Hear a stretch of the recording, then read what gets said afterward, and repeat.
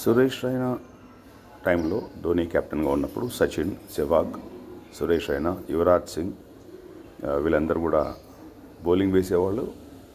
4 overs వేసే capacity ఉన్న bowlers వీళ్ళందరూ కూడా.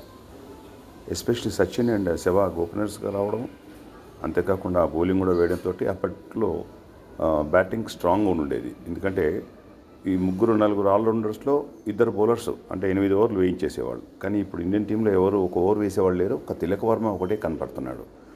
కాబట్టి తిలక్ వర్మనే కాకుండా తిలక్ వర్మ లాగా ఇంకొక ప్లేయర్ని కూడా చూసుకుని వాళ్ళకి తగినన్ని అవకాశాలు ఇవ్వాలి.